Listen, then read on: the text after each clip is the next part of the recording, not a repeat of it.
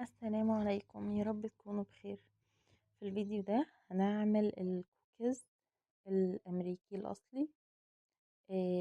بجد طعم وشكل آه نفس الكافيهات بالظبط. طبعا المقادير كلها هكتبها لكم مظبوطة في الديسكريبشن بوكس.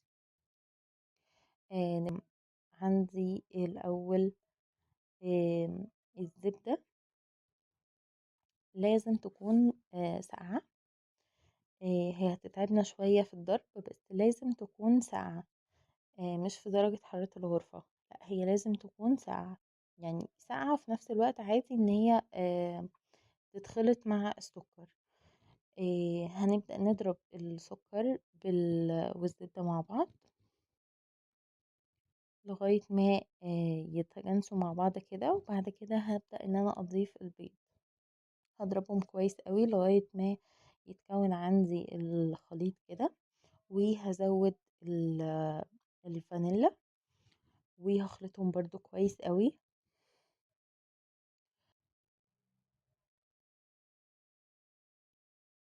هبدأ ان انا ازود الدقيق والملح والبيكنج باودر مع بعض، نحطهم على خليط البيض والزبدة. ولازم اخلي بالي ان يعني وانا بعمل في ميكسر مثلا ان يعني اجيب الخليط من تحت لفوق علشان ما تبقاش في حاجة تحت، مثلا زبدة لوحدها تحت او كده. لا، اتأكد ان الخليط متقلب كويس. بعد كده هزود المكسرات، هي اختياري بس بجد بتغير في الطعم جدا. وانزل بالشوكولات شيبس بتاعتي وهقلب الخليط كويس قوي. وده خليط الكوكيز، بجد بسيط جدا وسهل جدا وسريع جدا. بعد ما اخلط الشوكولات شيبس والمكسرات اللي انا محمصاها وطحناها خشن، هبدأ ان انا اجيب سكوب الايس كريم واخد من الخليط ده واخد واقسم بقى الكوكيز بتاعتي. انا حطيتهم على ورق زبدة وهخلص الكمية، وبعد كده هدخلها الفريزر.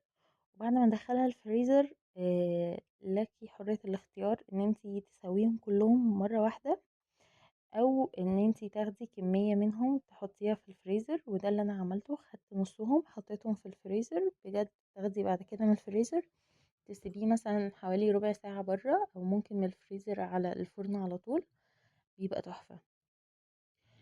زودت شوية شوكولات شيبس على اللي انا هدخلهم. بس انا سيبته بعد الفريزر، سيبته برا حوالي تلت ساعة. زودت الشوكولات شيبس كده على الوش ودخلته الفرن على درجة حرارة 170 أو 165. بجد خطير، شايفين شكله عامل ازاي. الفكرة بقى ان الكوكيز بيفرش على حسب انت سبتيه قد ايه بره. يعني سي لو انا اول ما عملته وسويته هيفرش جامد، او لو انا عملته ودخلته فريزر وخرجته مثلا قعد 10 دقايق بيفرش شوية بسيط. اما لو قعدته بره تلت ساعة بيفرش شوية اكتر، هكذا. يعني هي مش ان هو بيفرش او مش بيفرش ان ده غلط في العجينة او في الخليط نفسه. لا، هي على حسب قعد قد ايه بره الفريزر وحطيناه في الفرن امتى. بس ده كان شكله بعد ما استوى. انا بحبه يعني مستوي قوي. بس احنا المفروض ما نستناش عليه، يعني هو حوالي 15 دقيقة بالظبط ونشيله من الفرن. ده كان شكله، بجد طعمه خطير، والمكسرات بجد بتدي طعم خطير جدا مع ايس كوفي بقى. وبجد دوقوا لما الكوكيز يبقى سخن والايس كوفي ساقع كده وتسقوا الكوكيز فيه، بيبقى فظيع. بجد طعمه خطير جدا ومظبوط جدا، طري من جوه ومن بره مقرمش. بجد حلو قوي. جربوه وقولوا لي رأيكم، واشوفكم على خير الفيديو الجاي.